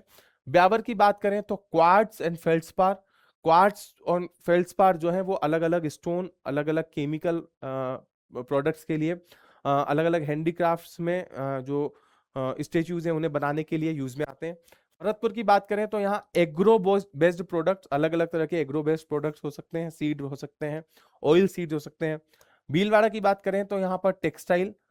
बालोतरा के अंदर भी टेक्सटाइल प्रोडक्ट ओडीओपी में है और भीलवाड़ा के अंदर भी टेक्सटाइल प्रोडक्ट ही है। उसके बाद बात करें बीकानेर, तो यहाँ बीकानेरी नमकीन। सेकंड, बूंदी की बात करें तो यहाँ पर सैंडस्टोन, सैंडस्टोन जो है वो बिल्डिंग मटेरियल में यूज आता है उसके लिए। सेकंड, चित्तौड़गढ़ की बात करें तो यहाँ पर again granite and marble. Chittorgarh, Ajmer, ये दोनों ग्रेनाइट एंड मार्बल प्रोडक्ट हैं यहाँ पर। उसके बाद चूरू की बात करें तो चूरू के अंदर वुड प्रोडक्ट्स हैं, वुड हैंडीक्राफ्ट्स हैं। दौसा की बात करें तो यहाँ पर भी स्टोन प्रोडक्ट्स हैं। डिडवाना कुचामन की बात करें तो यहाँ पर भी मार्बल एंड ग्रेनाइट प्रोडक्ट्स हैं। उसके बाद बात करें डीग की, न्यू डिस्ट्रिक्ट बना डीग, वहां पर स्टोन बेस्ड प्रोडक्ट है। देखिए भरतपुर के अंदर है एग्रो बेस्ड प्रोडक्ट, लेकिन डीग जो है बिल्कुल एडजेसेंट स्टेट जो है, एडजेसेंट डिस्ट्रिक्ट जो है वहां पर है स्टोन बेस्ड प्रोडक्ट। धौलपुर की बात करें तो यहाँ पर भी डीग, भरतपुर और धौलपुर ये सब एडजेसेंट डिस्ट्रिक्ट्स हैं, तो धौलपुर के अंदर भी स्टोन बेस्ड प्रोडक्ट ही है। डूंगरपुर की बात करें तो यहाँ है मार्बल प्रोडक्ट्स। उसके बाद हनुमानगढ़ की बात करें तो हनुमानगढ़ के अंदर एग्रो बेस्ड प्रोडक्ट्स हैं। उसके बाद जयपुर की बात करें, James and jewellery, James and jewellery के बारे में अभी हमने बात की कि राजस्थान के जो प्रोमिनेंट एक्सपोर्ट आइटम है टॉप 5, उसके अंदर से जेम्स एंड ज्वेलरी एक प्रोडक्ट है। उसके बाद बात करें जैसलमेर, जैसलमेर वैसे भी फेमस है येलो स्टोन के लिए, तो yellow stone national, yellow stone products आपको ध्यान में रह सकता है। उसके बाद जालोर, जालोर में ग्रेनाइट। झालावाड़, झालावाड़ के अंदर कोटा स्टोन, मैंने बताया आपको रामगंज मंडी जो एरिया है उसका जो कोटा डिस्ट्रिक्ट के अंदर और झालावाड़ के अंदर जो कोटा स्टोन है उससे रिलेटेड एक्टिविटीज हैं। तो यहाँ पर झालावाड़ का जो वन डिस्ट्रिक्ट वन प्रोडक्ट है वो है कोटा स्टोन। झुंझुनू की बात करें तो वुडन हैंडीक्राफ्ट, चूरू के अंदर भी वुड से रिलेटेड जो हैंडीक्राफ्ट है वो, और झुंझुनू के अंदर भी वुडन हैंडीक्राफ्ट। जोधपुर की बात करें तो यहाँ पर वुडन फर्नीचर। करौली की बात करें तो यहाँ सैंडस्टोन। खेरथल, तिजारा, अलवर या कोटपुतली बहरोड, यहाँ सब पर जो ऑटोमोबाइल्स या ऑटोमोबाइल से रिलेटेड जो एक्टिविटीज हैं वो देखने को मिलती हैं। तो यहाँ का जो वन डिस्ट्रिक्ट वन प्रोडक्ट है वो है ऑटोमोबाइल पार्ट। कोटा में कोटा डोरिया, इसे मसूरिया साड़ी भी बोला जाता है, और कोटा डोरिया जो फैब्रिक है वो। कोटपुतली बहरोड ऑटोमोबाइल्स, इसके बारे में हम डिस्कस कर चुके हैं। नागौर की बात करें तो यहाँ पान, बेथी एंड स्पाइसेस। उसके बाद बात करें पाली, पाली के अंदर टेक्सटाइल प्रोडक्ट्स। फलोदी की बात करें तो यहाँ सोनामुखी, सोनामुखी एक स्पेसिफिक प्लांट है जिसके मेडिसिनल यूजेस हैं, कॉस्मेटिक यूजेस हैं, तो ये सोनामुखी, सोनामुखी कहाँ से है? फलोदी। तो इसके प्रोडक्ट्स। प्रतापगढ़, इसके अंदर थेवा आर्ट, थेवा एक स्पेसिफिक आर्ट है जिसके अंदर गोल्ड का यूज होता है। उसके बाद बात करें राजसमंद, राजसमंद के अंदर granite and marble. Salumbar, Salumbar के अंदर क्वार्ट्ज, क्वार्ट्ज एक स्पेसिफिक स्टोन है, अलग अलग डेकोरेटिव आइटम बनाने के लिए, स्टेचू, केमिकल इंडस्ट्री में, इलेक्ट्रिकल इंडस्ट्री में यहाँ पर इसका यूज है। सवाई माधोपुर के अंदर मार्बल प्रोडक्ट्स हैं, ये आपको ध्यान रखना है। सीकर के अंदर वुडन फर्नीचर, तो सीकर, झुंझुनू, चुरू, यहाँ पर वुड फर्नीचर, वुड एक्टिविटी उसके बाद बात करें सिरोही, सिरोही में भी मार्बल प्रोडक्ट। गंगानगर, गंगानगर के अंदर मस्टर्ड ऑयल। हनुमानगढ़ के अंदर एग्रो बेस्ड है, और श्री गंगानगर के अंदर मस्टर्ड ऑयल 1 डिस्ट्रिक्ट 1 प्रोडक्ट में है। टोंक के अंदर बात करें तो यहाँ स्लेट स्टोन, एक स्पेसिफिक ग्रे कलर का स्टोन है, बिल्डिंग मटेरियल में भी यूज आता है, केमिकल में भी यूज आता है, तो वहां पर। उसके बाद उदयपुर, उदयपुर के अंदर marble granite. Chittor and Udaipur and Ajmer, तीनों के अंदर मार्बल ग्रेनाइट 1 डिस्ट्रिक्ट 1 प्रोडक्ट में इंक्लूडेड है। राजस्थान में इन्वेस्टमेंट को अट्रैक्ट करने के लिए, इंडस्ट्रीज को प्रमोट करने के लिए there is a program called the rising Rajasthan. उसकी बात करें, लास्ट जो राइजिंग राजस्थान है वो दिसंबर 2024 में कंक्लूड हुआ, और ये जो राइजिंग राजस्थान है इसे एग्जीक्यूट करने की रेस्पॉन्सिबिलिटी जो ऑर्गेनाइजर्स थे वो थे BIP, bureau of investment promotion, उसके बाद रीको, और उसके बाद में राजस्थान फाउंडेशन। रीको हम डिस्कस कर चुके हैं, तो इसके बाद हम BIP और राजस्थान फाउंडेशन डिस्कस करेंगे। राइजिंग राजस्थान एक तरह की समिट है, और ये राइजिंग राजस्थान जो समिट है वो लास्ट हुई थी 9th and 10th of December 2024। उस टाइम में जो डिस्कशन हुआ वो ये हुआ कि नेक्स्ट जो होगी वो 2026 में होगी। दो अभी तक इस तरह का कोई ऑफिशियल अनाउंसमेंट नहीं है, उस टाइम में एक अनाउंसमेंट था 2024 में। राइजिंग राजस्थान, राइजिंग राजस्थान के ऑर्गेनाइजर्स में एक है bureau of investment promotion, BIP। ये बना 1991 के अंदर। BIP, इसका मेजर पर्पस क्या है, जो इन्वेस्टर्स हैं और जो गवर्नमेंट है उसके बीच में कोऑर्डिनेशन, सिंक्रोनाइजेशन बनाने के लिए एक बॉडी है BIP। यही एक वन ऑफ दी ऑर्गेनाइजर है राइजिंग राजस्थान का। उसके बाद बात करें राजस्थान फाउंडेशन, तो बेसिकली राजस्थान फाउंडेशन गवर्नमेंट की एक एंटिटी है जिसे 2001 में बनाया, और राजस्थान सोसाइटी एक्ट में ये रजिस्टर्ड है।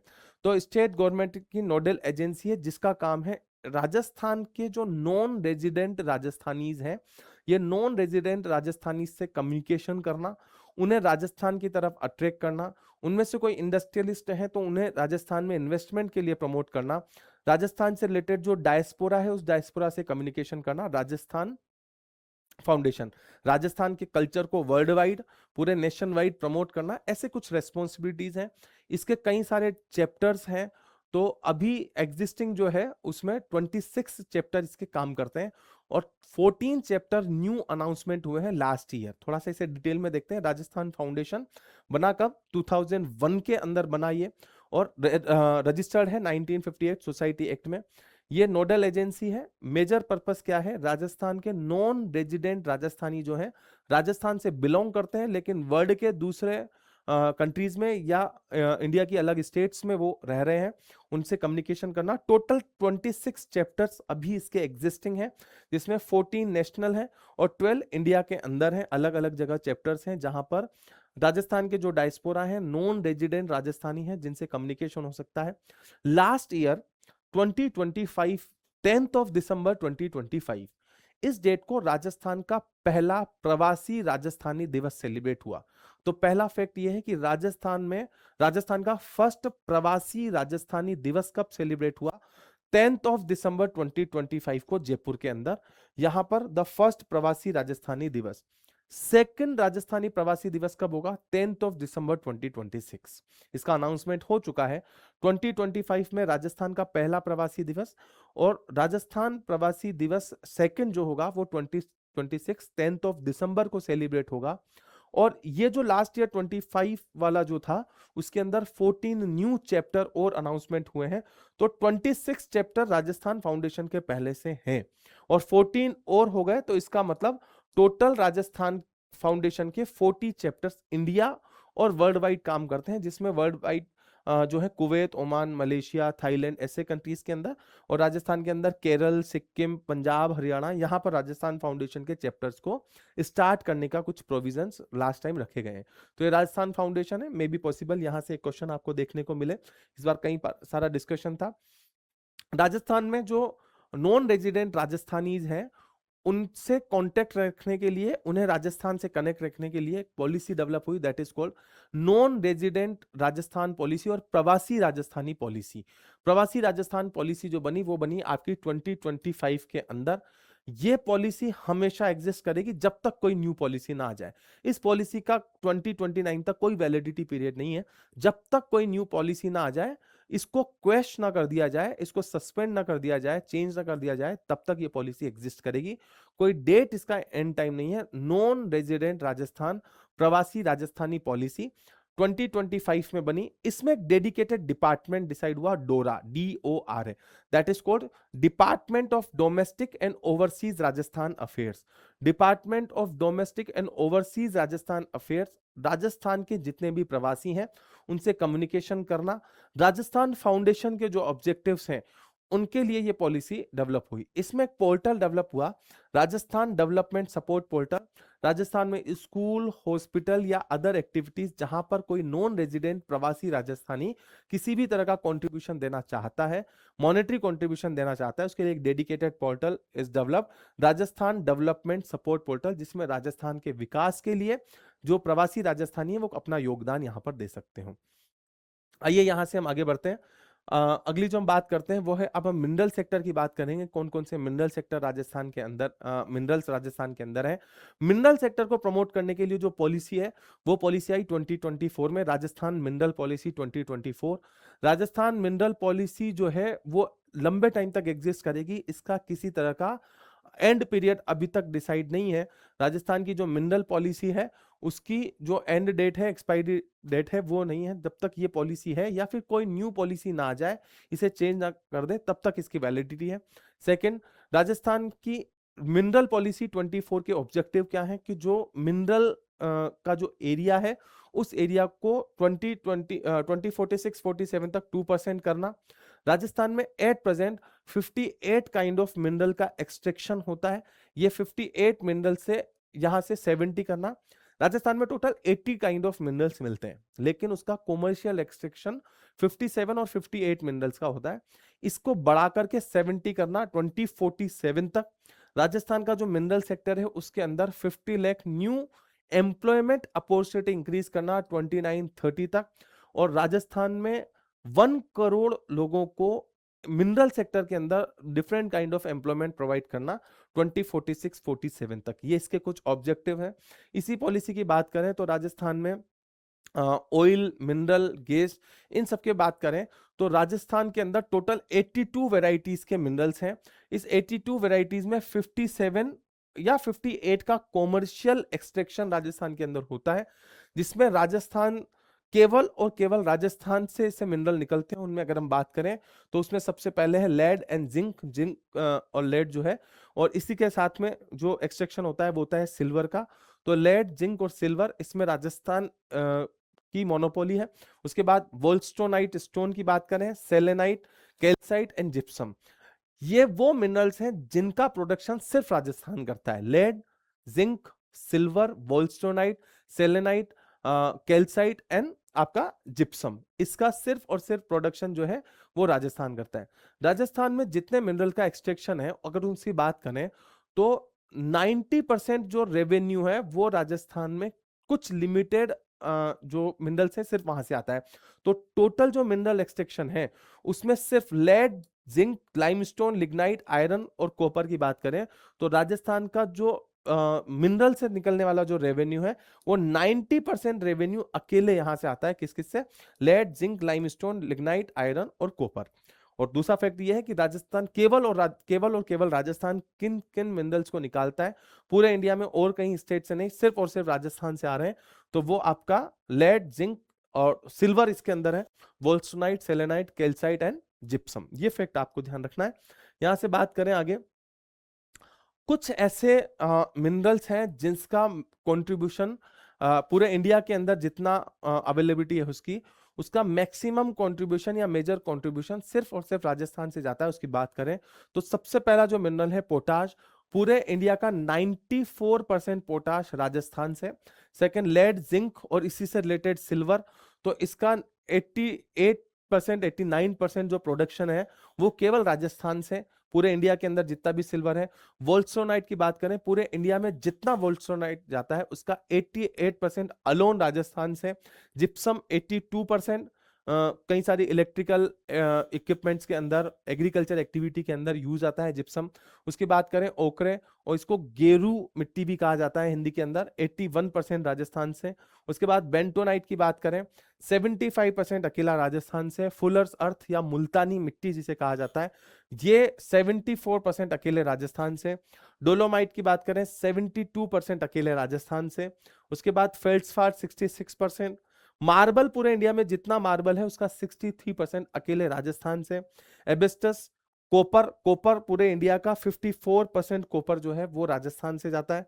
कैल्साइट 50%। उसके बाद ball clay, rock phosphate 31%, tungsten जो है वो 27%। ये कुछ मेजर मिनरल्स हैं जिसका पूरे इंडिया में जितनी अवेलेबिलिटी है उसका मैक्सिमम जो कंट्रीब्यूशन है वो अकेले राजस्थान से जाता है। राजस्थान में मिनरल्स का एक्सट्रैक्शन करना, उन मिनरल को मैनेज करना, उनकी जो माइंस है उसके अलॉटमेंट करना, इसके रेस्पॉन्सिबिलिटी के लिए एक बॉडी डेवलप हुई। That body is called the Rajasthan state mines and mineral limited, और दी RSMML। RSMML का जो फॉर्मेशन है वो हुआ ईयर 2003 के अंदर। ये जो इसका जो कॉर्पोरेट ऑफिस है वो है उदयपुर के अंदर, बट इसके कुछ अदर मिनरल्स को लेकर के कुछ स्ट्रेटेजिक यूनिट है। RSMML का हेडक्वार्टर उदयपुर के अंदर है, लेकिन इसके कुछ स्ट्रेटेजिक यूनिट्स की बात करें, इसके कुछ डेडिकेटेड यूनिट्स हैं जो अलग अलग मिनरल से रिलेटेड हैं। तो बात करें रॉक फॉस्फेट, RSMML का रॉक फॉस्फेट से रिलेटेड जो एक्टिविटी है उसका जो सेंटर है वो है झामर कोटला उदयपुर के अंदर। जिप्सम एक्टिविटी के लिए जो स्ट्रेटेजिक बिजनेस यूनिट SBU जो बना हुआ है वो है बीकानेर के अंदर। लाइमस्टोन का जो बना हुआ है वो है जोधपुर के अंदर, और लिग्नाइट का जो बना हुआ है वो है जयपुर के अंदर। RSMML का हेडक्वार्टर उदयपुर के अंदर, but strategic business unit, 4 strategic business unit इसके हैं, अलग अलग मिनरल से रिलेटेड है। अगर रॉक फास्फेट का बात करें तो झामर कोटला वो जो उदयपुर में है। अगर हम जिप्सम की बात करें तो बीकानेर के अंदर है।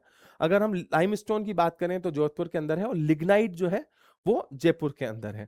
इसके बाद RSMML मिनरल एक्टिविटी के साथ में एनर्जी प्रोडक्शन के अंदर भी इन्वॉल्व है। तो इसका RSMML एक जो है वो wind power station, wind power के थ्रू इलेक्ट्रिसिटी प्रोडक्शन करती है। उसका सेंटर कहां पर स्टेब्लिश है, विंड पावर के लिए पार्क, वो है जैसलमेर के अंदर। और सोलर एक्टिविटी से जो इलेक्ट्रिसिटी प्रोडक्शन है वो है गजनेर के अंदर, बीकानेर के अंदर। तो बीकानेर का गजनेर एरिया जहां पर RSMML सोलर पावर, और जैसलमेर, जैसलमेर के अंदर विंड पावर, ये RSMML मिनरल एक्सट्रैक्शन के साथ में इलेक्ट्रिसिटी प्रोडक्शन के अंदर भी इन्वॉल्व है। आइए यहां से आगे बढ़ते हैं। इसके बाद राजस्थान की एमसेंड पॉलिसी, जो रिवर बेड से निकलने वाली जो बजरी है उसके उसके एक्सट्रैक्शन से एनवायरनमेंट के कई नेगेटिव इंपैक्ट हैं, उसको कंट्रोल करने के लिए एक मैन्युफैक्चर्ड सैंड है।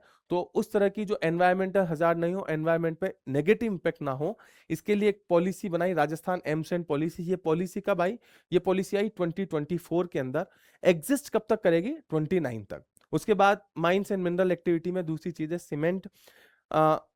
राजस्थान पूरे इंडिया में सेकेंड लार्जेस्ट सीमेंट प्रोड्यूसर है। उसका रीजन ये है कि राजस्थान के अंदर सबसे मैक्सिमम शेयर मिलता है किसका?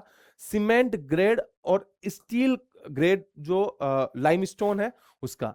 तो जो सीमेंट ग्रेड और स्टील ग्रेड जो लाइमस्टोन है, सीमेंट को मैन्युफैक्चर करने के लिए जो लाइमस्टोन है उसका 26% जो अवेलेबिलिटी है वो केवल राजस्थान में। दैट्स वाई राजस्थान के अंदर 55 मिलियन मैट्रिक टन 55 MMTA का सीमेंट प्रोडक्शन होता है। राजस्थान के अंदर 24 सीमेंट प्लांट है।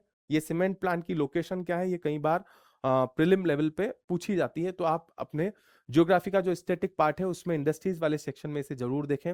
Rajasthan is the second largest cement producer state of India. इसके बाद बात करें ऑयल एंड नेचुरल गैस, तो ऑयल एंड नेचुरल गैस के लिए यहां पर एक ऑयल का, क्रूड ऑयल का जो एक्सट्रैक्शन है वो अलग चीज है। दूसरा, राजस्थान के अंदर हर एक हाउस तक क्लीन गैस, डायरेक्ट गैस जो है वो सप्लाई होना, सिटी गैस डिस्ट्रीब्यूशन, इसके लिए एक policy I. That policy is called the Rajasthan city gas distribution policy 2025। Rajasthan में हर शहर और हर शहर में हर घर तक जो है वो गैस सप्लाई देना, सिलेंडर की जगह पाइपलाइन से सप्लाई देना। तो उसके लिए जो पॉलिसी आई उसके लिए हो सकती है PNG भी हो सकती है, पाइप्ड नेचुरल गैस, और जो है ये पाइप्ड नेचुरल गैस घरों तक डिस्ट्रीब्यूट हो, उसके लिए जो पॉलिसी है उसको हमने पॉलिसी को बोला राजस्थान सिटी गैस डिस्ट्रीब्यूशन। इसका मेन पर्पस क्या है कि जो कार्बन बेस्ड फ्यूल है, कार्बन एमिटिंग फ्यूल है, पोल्यूटिंग फ्यूल है, उसका कंजप्शन कम हो और गैसियस फ्यूल की वजह से पोल्यूशन, क्लाइमेट चेंज पर जो इंपैक्ट है, पोल्यूशन जो एक्टिविटी है, उसको रेस्ट्रिक्शन हो सके। दैट्स वाई ये जो सिटी गैस डिस्ट्रीब्यूशन पॉलिसी है, इसका जो वैलिडिटी पीरियड है वो है 29 और इसका जो कमिटमेंट है वो कमिटमेंट है पंचामृत टारगेट में, conference of party 26। Climate change की नेगेटिव इंपैक्ट को रोकने के लिए, क्लाइमेट चेंज को रोकने के लिए United nation framework convention on climate change UNFCCC की एक इंटरनेशनल समिट होती है, दैट इज COP 26। उसमें इंडिया ने जो प्रोमिसेस किए हैं, that promises are called Panchamrit targets.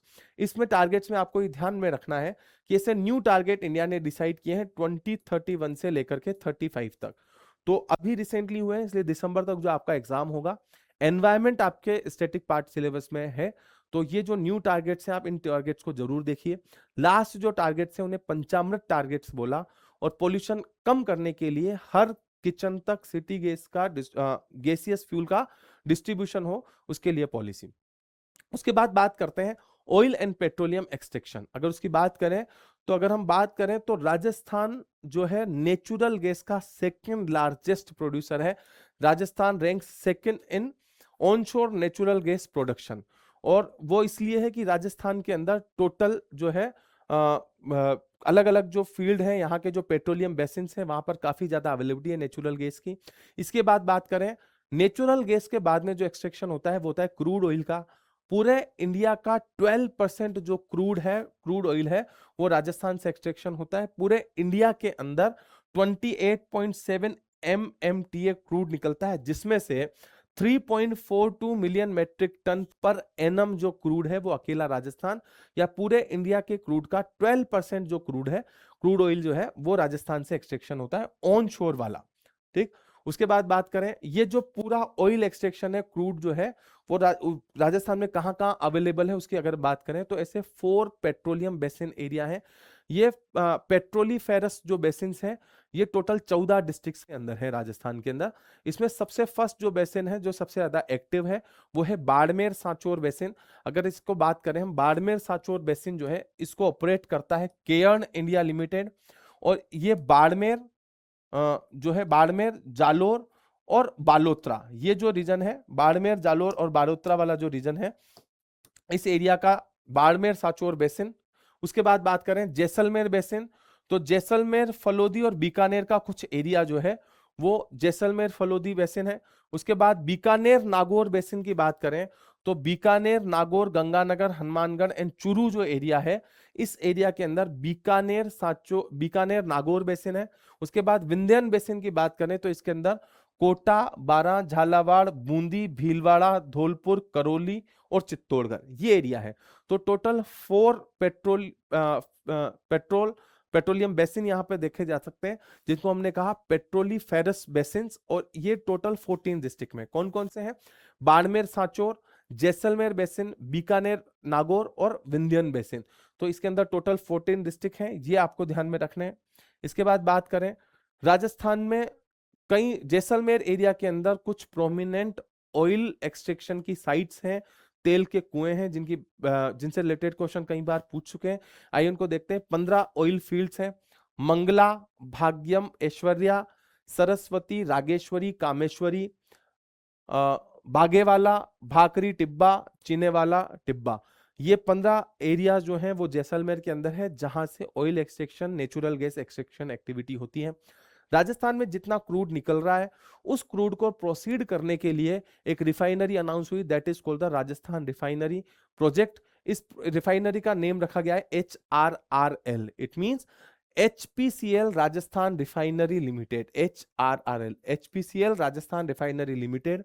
ये HPCL Hindustan petroleum corporation limited, HPCL plus Rajasthan government का एक कंबाइंड प्रोजेक्ट है, जिसमें 74% पैसा HPCL का और 26% पैसा राजस्थान गवर्नमेंट का, यानी कि इसका शेयर कितना है?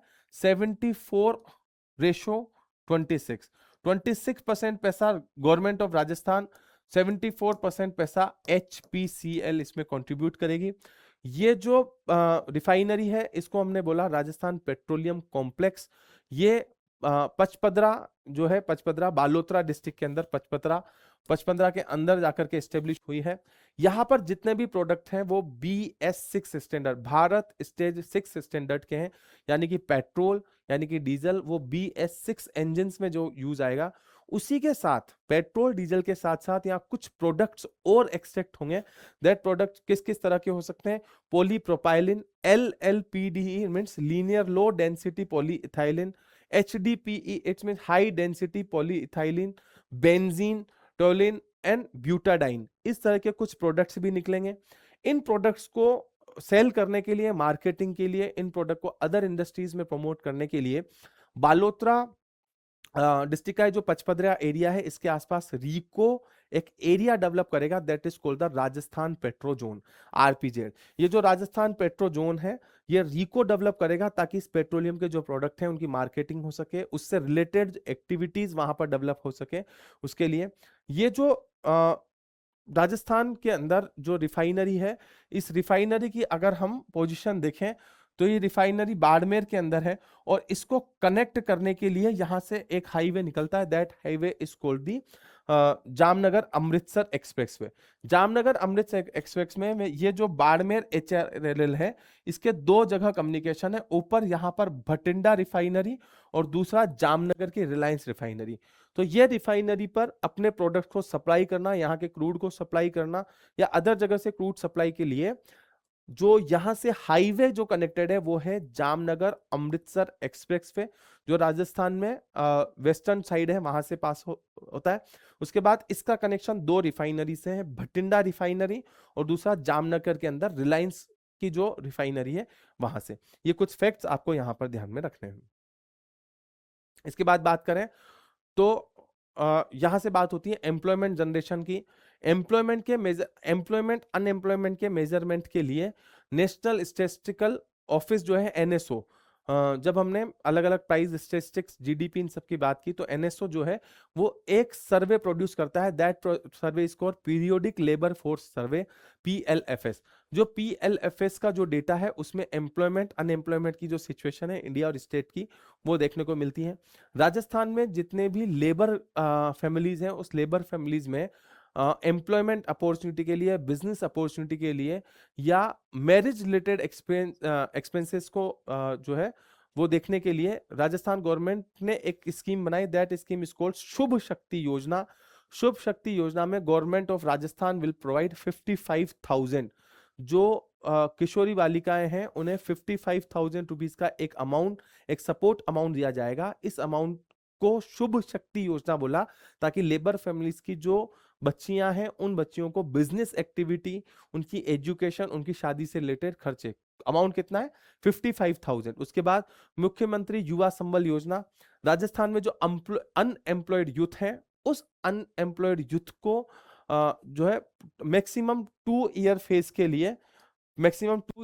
के लिए, अगर यूथ है तो उसे 4,000 और स्पेसिफिकली फीमेल है, ट्रांसजेंडर्स हैं, स्पेशली एबल्ड पर्सन है, इन सब के लिए 45,000 रुपीज का अमाउंट दिया जाता है। इसमें 3 मंथ तक उन्हें एक स्किल दी जाती है, स्किल की ट्रेनिंग दी जाती है और डेली उन्हें 4 आवर्स की, कितना टाइम है 4 आवर्स की इंटर्नशिप करनी है किसी ना किसी ऑफिस में। मैक्सिमम 2 इयर्स के लिए अमाउंट मिलता है 4,000 रुपीज पर मंथली। अगर ट्रांसजेंडर्स हैं, फीमेल हैं या फिर स्पेशल एबल्ड पर्सन है, दिव्यांग है, तो उन्हें 4,500 रुपीज का अमाउंट यहां से मिलता है।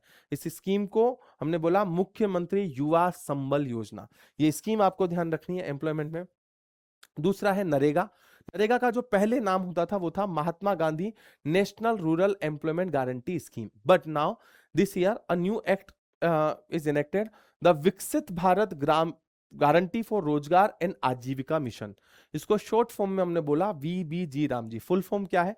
VB means Viksit Bharat, G means guarantee, Ram ji मतलब Rozgar and Ajeevika mission, livelihood को आजीविका मिशन मिलता है, and it is for the gramin, that's why it is called VBG Ramji act 2025। इसका जो एग्जीक्यूशन होगा वो एग्जीक्यूशन होगा जुलाई 1 2026 से, ये डेट आपको ध्यान में रखनी है। 1 जुलाई 2026 VBG रामजी नरेगा से अंदर कुछ चेंजेस इसमें किए हैं। प्रोमिनेंट चेंजेस की बात करें तो यहाँ पर जो एम्प्लॉयमेंट के लिए जो डेज डिसाइड थे नरेगा के अंदर, उसे एनहांस करके इस पॉलिसी में कर दिया। पहले थे 100, इसे कर दिया 125। नॉन स्किल्ड जॉब प्रोवाइड की जाएगी गवर्नमेंट के थ्रू, वीबीजी रामजी। एग्जीक्यूशन 1 जुलाई 2026 से 125। इसमें 4 मेजर सेक्टर्स डिफाइन हुए हैं। The sectors are water security, rural infrastructure, livelihood and climate resilience। VBG Ram ji में जो एम्प्लॉयमेंट है, जो 125 डेज का जो एम्प्लॉयमेंट सपोर्ट है, वो मेजर 4 सेक्टर्स में होगा। Water security, rural infrastructure, livelihood and climate change. ये जो पॉलिसी है, इसका एग्जीक्यूशन के लिए जो फंड्स हैं, उसमें से 60% fund union government, government of India, और 40% स्टेट गवर्नमेंट से जाएगा, जिस भी स्टेट में इसका एग्जीक्यूशन है। इसमें कुछ न्यू प्रोविजंस हैं, जैसे कि इसका एनालिटिक्स किस सेक्टर में कितना काम हुआ है, उसका आर्टिफिशियल इंटेलिजेंस बेस्ड एनालिसिस होगा, बायोमेट्रिक ऑथेंटिकेशन होगा, रियल टाइम डैशबोर्ड है, किस सेक्टर में कितना काम हो गया, कितनी अटेंडेंस है, कितने रजिस्ट्रेशन है, such time of activities are involve, such type of technology enabled activities are involve in. तो ये वीबीजी राम जी के अंदर कुछ जो चेंजेस हैं, वो चेंजेस प्रीलिम लेवल पर देखने को मिल सकते हैं। आप इन फैक्ट्स को ध्यान में रखिएगा। उसके बाद राजस्थान स्किल पॉलिसी, ये स्किल पॉलिसी बनी 2025 के अंदर। न्यू आर्टिफिशियल इंटेलिजेंस, इंडस्ट्रियल 4.0, इस तरह की एडवांस जो इंडस्ट्रीज हैं, कंप्यूटराइज आईसीटी बेस्ड जो इंडस्ट्रीज हैं, इस तरह की स्किल्स को प्रमोट करने के लिए राजस्थान में न्यू पॉलिसी आई 2025। राजस्थान में स्किल एजुकेशन को प्रमोट करने के लिए there is a one body called the Rajasthan skill and livelihood development corporation, RSLDC। इसका फॉर्मेशन कब है? फॉर्मेशन है 2012 में। इसके बाद स्किल और एम्प्लॉयमेंट बढ़ाने के लिए 2026 में, इसी ईयर कुछ पॉलिसीज हो रहा है, उसकी बात करें। राजस्थान एम्प्लॉयमेंट पॉलिसी 2026, ये पॉलिसी एग्जिस्ट करेगी 2029 तक। इस पॉलिसी के एक टारगेट में है कि मार्च 29 तक 15 लाख एम्प्लॉयमेंट अपॉर्चुनिटी जनरेट करनी है। एम्प्लॉयमेंट पॉलिसी 2026, वैलिडिटी है उसकी 2029 तक। 2029 तक जब तक ये वैलिड है, तब तक इसका एक ऑब्जेक्टिव है 15 लाख एम्प्लॉयमेंट अपॉर्चुनिटी जनरेट करनी है ईयर 2029 तक। और राजस्थान के अंदर टोटल $350 बिलियन की इकोनॉमी डेवलप करनी है 2030 तक। ये राजस्थान की एम्प्लॉयमेंट पॉलिसी के कुछ ऑब्जेक्टिव्स हैं। राजस्थान में यूथ पॉलिसी आई, जो यूथ 15 ईयर एज से लेकर के 29 एज तक के हैं, उन्हें न्यू डायरेक्शन देना, नेशनल बिल्डिंग में उनका कंट्रीब्यूशन और न्यू तरह की स्किल्स मिले, इसके लिए राजस्थान यूथ पॉलिसी डेवलप हुई 2026 के अंदर। इसके बात करें स्पोर्ट्स एक्टिविटीज से रिलेटेड कुछ फैक्ट यहां पर गिवन थे। तो यहां पर स्पोर्ट एक्टिविटीज को मैनेज करने के लिए कई तरह के प्रोग्राम्स हैं, जिसमें एक प्रोग्राम है मिशन ओलंपिक्स 2028। जो नेक्स्ट ओलंपिक गेम्स होंगे, वो ओलंपिक गेम्स होंगे यूनाइटेड स्टेट्स के लॉस एंजलिस में 2028 में। जो गेम्स होंगे, इसमें राजस्थान से टोटल 50 अलग अलग एथलीट्स, अलग अलग स्पोर्ट्समैन को ट्रेनिंग प्रोवाइड होगी। टोटल कितने? 50, उन्हें अलग अलग training. Centre of excellence for sports कहां पर स्टेब्लिश होगा? जयपुर के अंदर। ये फैक्ट आपको ध्यान रखना है। गर्ल्स का स्पोर्ट्स सेक्टर में कंट्रीब्यूशन इंश्योर करने के लिए residential sports training centre, residential girls sport institutes कहां कहां हैं? जयपुर, भरतपुर एंड उदयपुर के अंदर अनाउंस हुए। जयपुर, भरतपुर एंड उदयपुर। राजस्थान को स्पोर्ट्स मैनेज करने के लिए जो काउंसिल है, that council is called Rajasthan state sport council. कब बनी? 1957 के अंदर। ये 2 अवार्ड डिस्ट्रीब्यूट करती है। जो स्पोर्ट पर्सन हैं, उन स्पोर्ट्स पर्सन के लिए महाराणा प्रताप अवार्ड, और उन स्पोर्ट्स में गाइडेंस देने के लिए, उन स्पोर्ट्स में ट्रेनिंग प्रोवाइड करने के लिए जो है, वो है वशिष्ठ पुरस्कार। तो राजस्थान स्पोर्ट स्टेट काउंसिल बनी 1957 में, उसके 2 अवार्ड। तो these are the some fact. ये चैप्टर 5 बड़ा क्रूशियल है। प्रीलिम लेवल पर यहां से लगभग एक क्वेश्चन देखने को मिलता है। तो आई होप इसमें जो फैक्ट्स हैं वो आप यहां ध्यान रखेंगे। Okay, thank you.